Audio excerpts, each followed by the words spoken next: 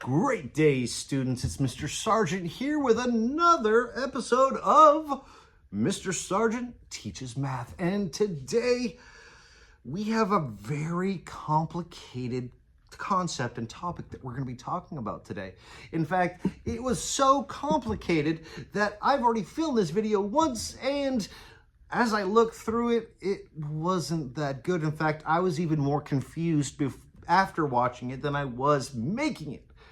So what I want to do today with today's concept is make it a little simpler for each and every one of you.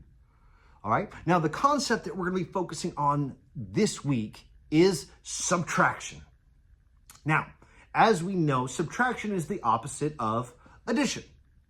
See, with addition, we combine numbers to make a larger number. But in subtraction, we actually start with the larger number, and then we take away or subtract numbers to get what's called a difference. We want to find the difference between the two numbers. Now, Eureka is going to be teaching you a number of different methods to solve it. You still have decomposition and compensation, and there are a number of ways to solve this. The goal for this video is for you to find your way to solve it. What way is going to make subtraction easiest for you? So we're going to start with the basics and work our way up to different strategies that you can use to help you with your subtraction. So let's just start off right now with a picture model of something basic. Here we have 9 minus 3 equals. Now, if you look here, 9 is larger than 3, correct? Yes, it is correct. 9 is larger. We're always going to have the larger number at the top.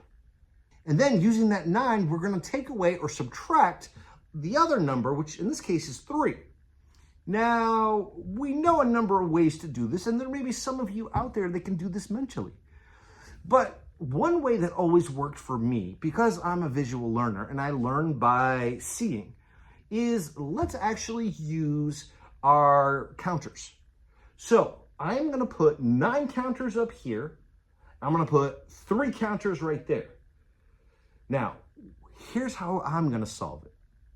I'm going to take those 3 counters and have them cover 3 of my 9 counters. So let's move that one, and that one. Now, how many counters am I left with in the 9? 6, right? 9 minus 3 equals 1, 2, 3, 4, 5, 6. See, this is a method that definitely works, especially for us visual learners, those that need a picture to do this. And you can do this with all sorts of numbers. If you look here, we have 7 minus 2. Well, let's put our counters up. There are the counters.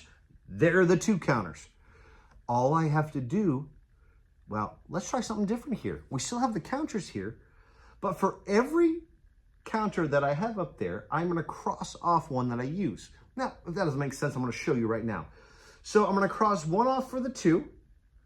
So whatever I do to the bottom number, I'm doing to the top. So I'm going to cross one off there. Then I'm going to cross the second one off the 2, leaving me with none.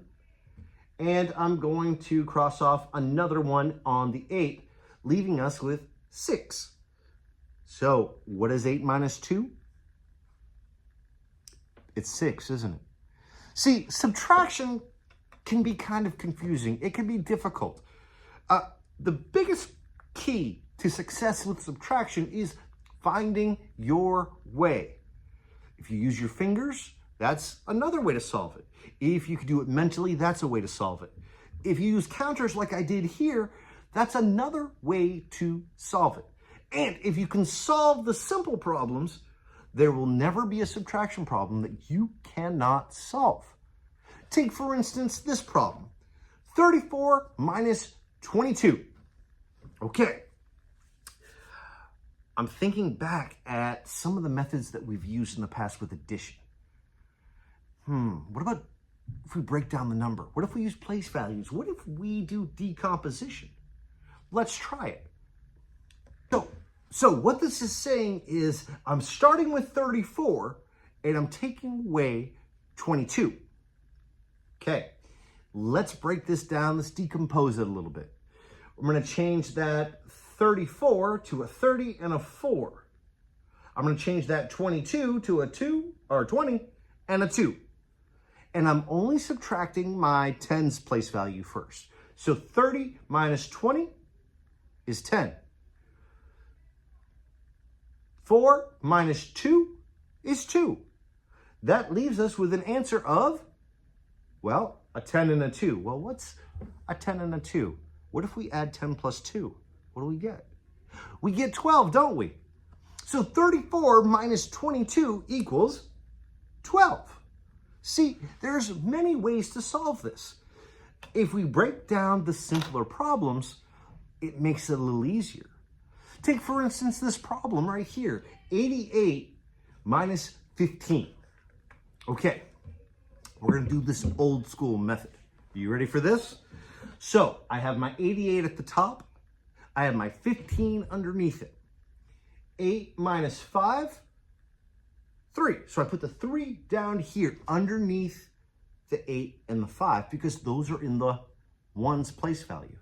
And that leaves us with the 8 and the 1. 8 minus 1 is 7. So that leaves us with the answer 7.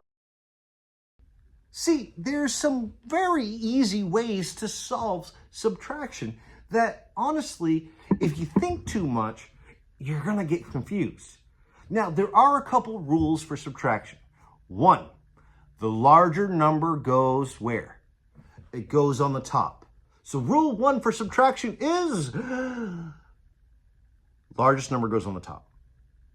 Then the smaller number goes underneath. So we have our numbers there, but we have to make sure that the larger number's on the top. And when we talk about borrowing, which is the opposite of regrouping, we were not going to do that today. We're going to do that probably in the next video. It's important to remember your place values. See, that's what it comes down to, ladies and gentlemen. Do you understand your place values? All right. Now, rule number 2 for subtraction is your number at the bottom, your difference, which is our vocabulary word of the day, your difference is always going to be smaller than your first number. Always. If your number at the bottom is bigger than your first number, you did something wrong. What did you do? If your number's bigger, you added instead of subtracted. And this is one of the biggest mistakes that people make. When you're rushing through your work, when you're trying to get everything done, you're not really looking at the symbol. So remember, rule 3, look at the symbol. Make sure if it's asking for addition that you're adding, but if it's asking for subtracting, that you are actually subtracting and making sure that your difference is smaller than your first number. Now, can we use a number line for these problems? Yes, we can. If you remember, for addition, number lines are very helpful, where we can create a number line like this one up here, and we jump to the right to make our number bigger. But can we use a number line for subtraction? The answer is yes. But the only problem, and the one part that may be confusing, is you remember our problem right here?